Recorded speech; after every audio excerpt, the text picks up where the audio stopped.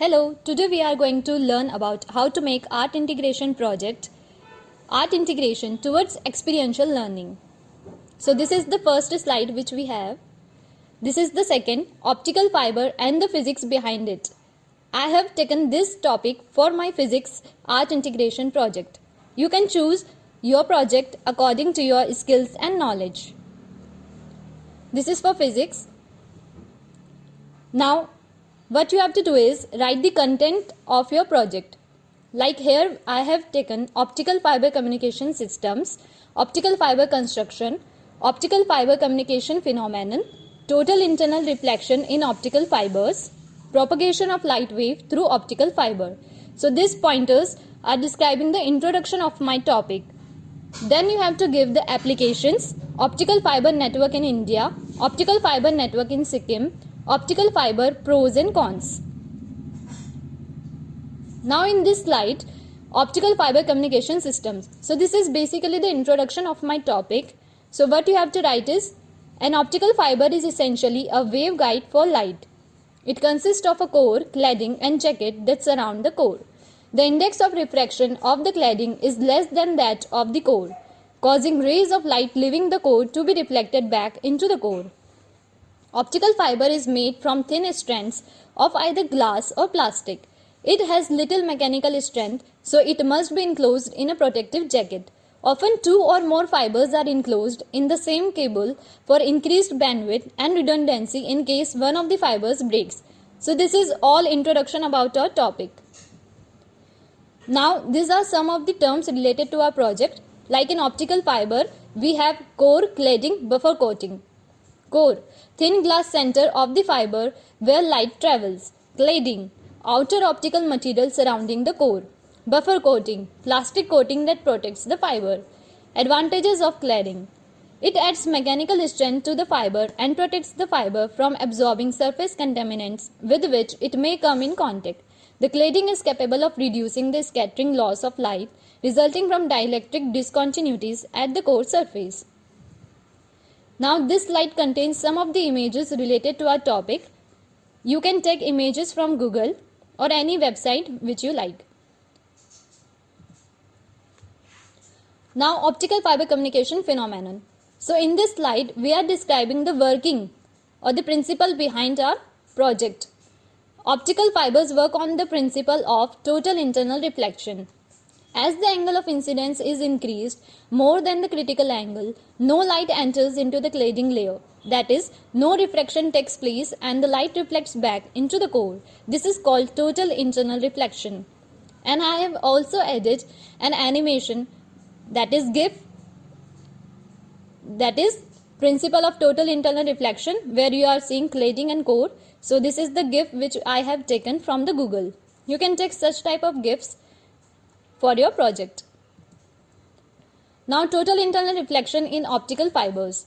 When light traveling in an optically dense medium hits a boundary at a steep angle larger than the critical angle for the boundary, the light is completely reflected. This is called total internal reflection. This effect is used in optical fibers to confine light in the core. And these are some of the images related to my project. This is the information which you have to aid in your project. Now, propagation of light wave through optical fiber. Any light wave which travels along the core and meets the cladding at the critical angle of incidence will be totally internally reflected. Therefore, light wave is propagated along the fiber core by a series of total internal reflections. So here I have added an image and the information related to it. Now, this is about applications related to my project. Like optical fiber communication. So optical fibers are used in communications. So some of the pointers related to it. Optical fiber can be used as a medium for telecommunication and networking because it is flexible and can be bundled as cables. It is especially advantageous for long distance communications because light propagates through the fiber with little attenuation. This allows long distances to be spanned with few repeaters. Now another slide describing the applications. Fiber optic sensors. So optical fibers are also used as sensors.